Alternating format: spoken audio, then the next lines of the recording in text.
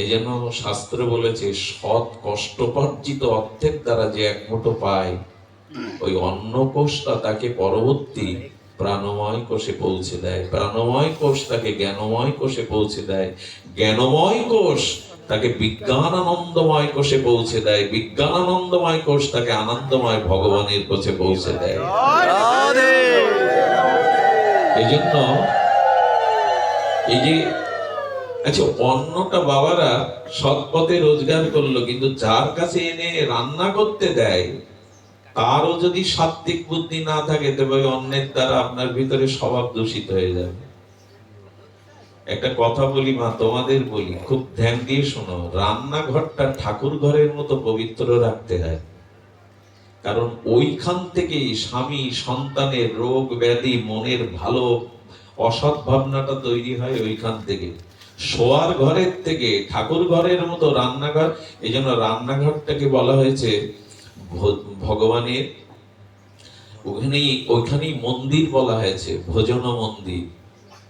এই জন্য পুরী ধামে যেখানে জগন্নাথের ভোগ রান্না করা হয়, সেই হাজার হাজার বছর ধরে বংশ পরম্পরায় রান্না করা হয়, অন্য কাউকে ওই সুযোগ দেওয়া, ওদের বংশ পরম্পরায় ওটা করে, অন্যকে ওখানে প্রবেশের অধিকার নাই। অনেকেই বলে যে উনি প্রসাদ পেলেন না কেন, এত বড় বক্তব্য দিলেন, অমুক বললেন। আরে প্রসাদ পাবো কি? প্রসাদ যিনি রান্না করছেন তিনি জুতো পায়ে দিয়ে রান্না করছেন, ওই জুতো পায়ে দিয়ে ল্যাট্রিন যান, বাইরে যান, এটা প্রসাদ বলে? জুতো পায়ে দিয়ে রান্না করছেন, সিগারেট টেনে এসে রান্না করছেন, তার প্রসাদ কে পাবে? অন্ন থেকে মানুষের বৃত্তি তৈরি হয়। এই জন্য রান্নাঘরে জুতো পায়ে দেওয়ার জায়গা না। এখন তো মায়েরা প্রায় দেখি জুতো পায়ে দিয়েই রান্না করে, বলে দাঁড়িয়ে গ্যাসে রান্না করতে হয়, এখন ঠান্ডার সময় মেঝে ঠান্ডা, ঠান্ডা তো এমনি হয়ে গেছে, ছেলেটাকে মানুষ করতে পারছি না, মেয়েটাকে বোঝাতে পারছি না। এর কারণ কি? অন্ন থেকেই মানুষের জীবনে গুণ বা দোষের স্ফুরণ ঘটে। রান্নাঘরটাকে জুতো পায়ে দিয়ে, আজকাল যজ্ঞেও দেখি চেয়ার টেবিলের ব্যবস্থা, মানুষ হামেশাই যজ্ঞের খিচুড়ি খাচ্ছে পায়ে জুতো। এখানে অনুষ্ঠান শেষে দেখবেন অনেকেই প্রসাদ পাওয়ার সময় জুতো পায়ে দিয়ে প্রসাদ পাবে। অন্নকে কখনো অপমান করবেন না, অন্ন ব্রহ্ম। এসব শুনবে মানুষ এক কান দিয়ে, তোমার কথা মানতে হবে। কে কোথা থেকে এসে কথা বলে গেল, আমার নিজের মন নেই, আমার নিজের যা ভালো লাগে আমি তাই করি, আমার মন যা বলে আমি তাই করি, এই হয়েছে দুর্দশা। মন যা বলে তা ভাবে চলবেন না। সাধু শাস্ত্র গুরু বাক্য চিত্তেতে করিয়া, সাধু শাস্ত্র যা বলেছে তাই মানুন। মন যা বলে তাই মানতে গেলে হোঁচট খাবেন, পড়ে যেতে হবে। এই জন্য যারা ভগবানের সেবা করেন, এই জন্য যারা রান্না করেন, উচিত কি জানেন? ওই আমি আগেকার দিনে দেখেছি, বাজার থেকে বাবারা কিছু পাঠালে, বিশ্বাস করুন, মায়ের এক মুঠো চাল, একটা সবজি ভগবান সেবার জন্য আলাদা তুলে রাখতো। এটা ভগবানেরই তোমার দেওয়া, এই জন্য তুলে রাখতো চালগুলো, একদিন বৈষ্ণব সেবায় দিয়ে দিত, যজ্ঞে দিয়ে দিত। কিন্তু আগে এই সংসারের মালিক ভগবান, এই অন্ন যোগাচ্ছেন ভগবান, তাই তার জন্য এক মুঠো গাছের প্রথম ফলটা, ক্ষেতের প্রথম সবজিটা, আগেকার মানুষ এত ভাগবত আলোচনা না শুনলেও, এত শাস্ত্র জ্ঞান না থাকলেও তারা ওটা মন্দিরে দিয়ে আসতো, আগে ভগবানের সেবায় দিয়ে আসতো। গাছের প্রথম ফল, ক্ষেতের প্রথম, তোমার দান, এটা তোমারই প্রাপ্য। এক মুঠো করে রেখে দেওয়ার নিয়ম এখন নেই, ভগবানের জন্য ওটা রাখতে হয়, ফুরোই না। ওনাকে যদি ওনার কথা মনে করে কিছু রাখেন, জুতো পায়ে দিয়ে মোবাইলে গল্প করতে করতে, আজে বাজে চিন্তা করতে করতে রান্না করলে ওই ভাবটা ওই অন্নের মধ্যে দিয়ে তার মধ্যে সংক্রামিত হয়।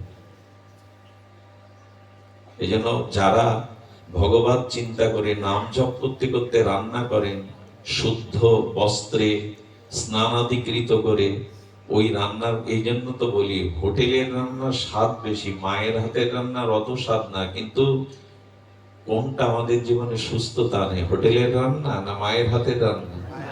এর কারণ কি? হোটেল বয় আপনার মঙ্গলের চিন্তা করে রান্না করেনি, ব্যবসার চিন্তা করে রান্না করেছে, আর মা আপনার কল্যাণের চিন্তা করেই রান্না করেছে। এই জন্য ওই যিনি রন্ধন করেন, যেভাবে রন্ধন করেন তার মধ্যে ওই ভাব সংক্রামিত হয়।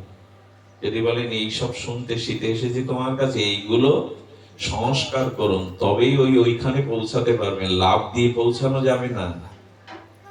লাভ দিয়ে সিঁড়ি ভাঙতে গেলে পা ভেঙে যাবে, হোঁচট খাবে। এইগুলোই ঠিক করুন ঘরে।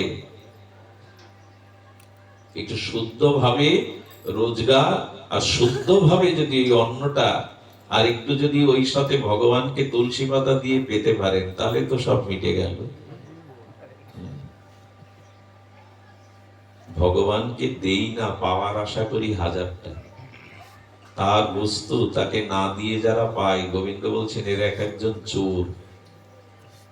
আমার বস্তু যারা আমাকে না দিয়ে পায়, গীতায় বলছে সে চোরের ভালো হয়, চোরের ভালো হয় না।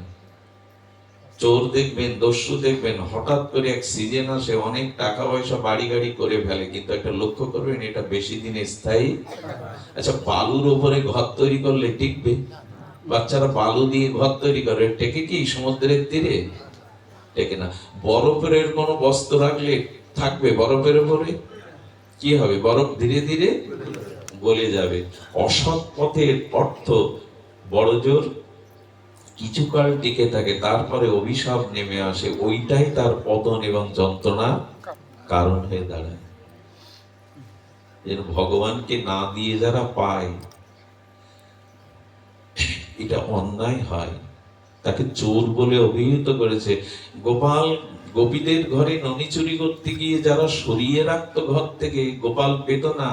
গোপাল তর্জনী চেয়ে বলতো, যে ঘরে আমার সেবার ব্যবস্থা নেই, যে ঘরে আমার জন্য কিছু রাখা নেই, এই ঘরে আমি আগুন জ্বালিয়ে দেব, আর ওই আগুনে ঘরে যারা আছে ওরা পুড়বে। গোবিন্দ কারো ঘরে আগুন দেয় বলে ওই আগুন না,